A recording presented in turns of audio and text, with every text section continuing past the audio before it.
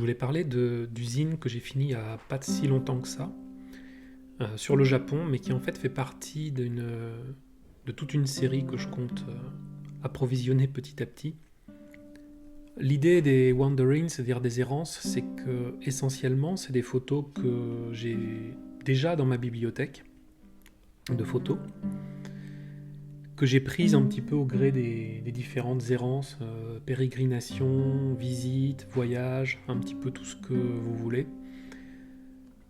C'est souvent des photos que j'ai prises uniquement parce que quelque chose m'a attiré l'œil, sans chercher à creuser un sujet, un thème spécifique. Maintenant, ce que je vais faire, c'est que je vais juste prendre une double page parmi toutes celles de ce zine, et je vais essayer de parler un petit peu plus du contexte des deux photos tirées de cette double page. À gauche, un paysage, et à droite, un portrait de femme. C'est intéressant d'avoir cette confrontation à la fois de paysage-portrait et aussi de noir et blanc couleur, et aussi de formats différents, un format horizontal un petit peu étiré, un format plus vertical. D'abord, on va parler un petit peu de la photo de gauche, donc de la photo de paysage. Je ne vais pas faire une analyse photographique, ni de l'une ni de l'autre des deux photos. Ce que je veux juste, c'est donner un petit peu d'éléments de contexte pour raconter un petit peu les histoires qui sont autour de la prise de photo. Donc cette photo de gauche, qui est une photo de paysage enneigé, on pourrait penser quand on voit la photo qu'elle a été vraiment posée, que j'ai pris le temps, que je me suis déplacé volontairement, que j'ai utilisé peut-être même un trépied pour bien caler l'horizontale, que j'ai pris le temps de la composer, de la travailler, etc. Mais en fait, pas du tout. Donc c'est assez marrant. Cette photo, en fin de compte, donc elle était prise à un moment où j'étais dans le train. Donc je partais vers ce qui s'appelle les Alpes japonaises, qui est une chaîne de montagnes qui monte, je crois, il me semble, de mémoire à 3000 mètres, au nord ou disons nord-ouest de Tokyo.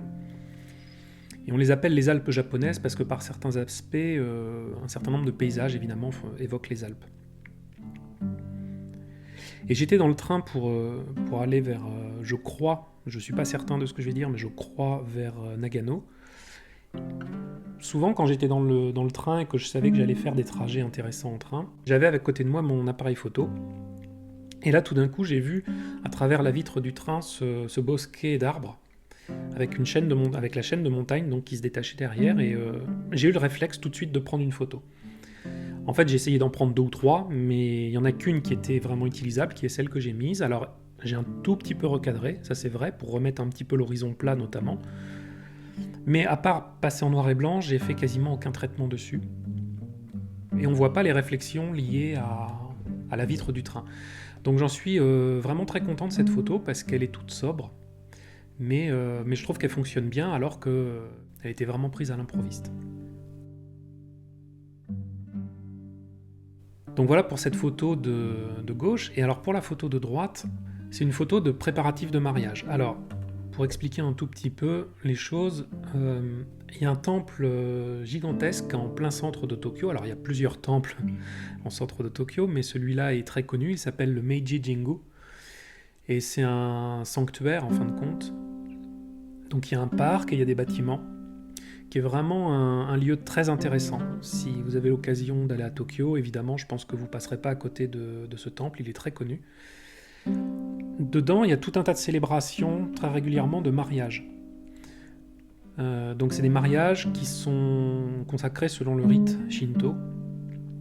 La photo de cette mariée a été faite pendant les préparatifs, donc dans un coin en fait isolé par rapport au bâtiment où se déroulent en général les cérémonies de mariage.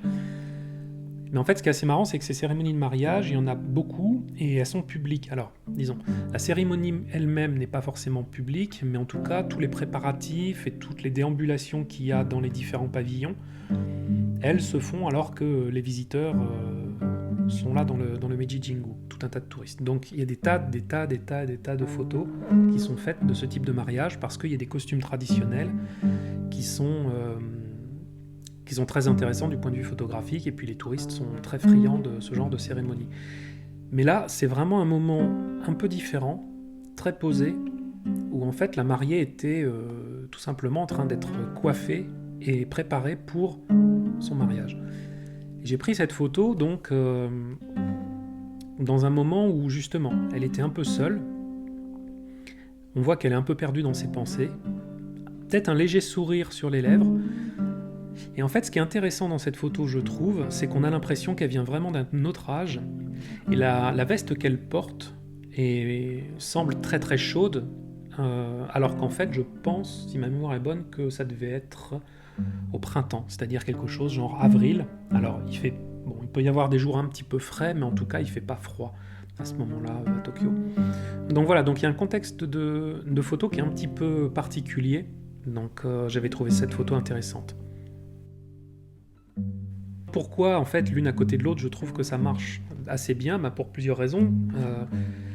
Il y a évidemment une confrontation de deux styles de photos différents. Il y a aussi le fait qu'elles sont en relation par le regard.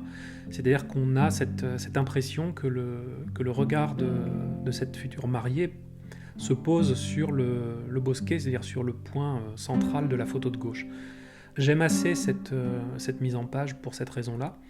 Mais il y a quelque chose d'autre qui me plaît dans cette double mise en page, c'est que les deux photos partagent une sorte à la fois de sentiment de sérénité, d'introspection, mais aussi de solitude. Et je trouvais que c'était intéressant de les mettre en relation. En plus, donc, il y a effectivement un côté graphique qui est proche, avec, même si la photo de droite est en couleur, les couleurs sont relativement douces, elles sont pas du tout criardes, et il y a un côté un peu ancien à la photo qui va très bien avec le côté du noir et blanc qui est à gauche. Donc même s'il y a une différence noir et blanc couleur, les deux ont des contrastes un petit peu similaires, un petit peu apaisés, on va dire, par rapport à d'autres photos, notamment d'usine. Et donc voilà, je trouvais que c'était une bonne façon de mettre les deux en valeur, toutes les deux ensemble.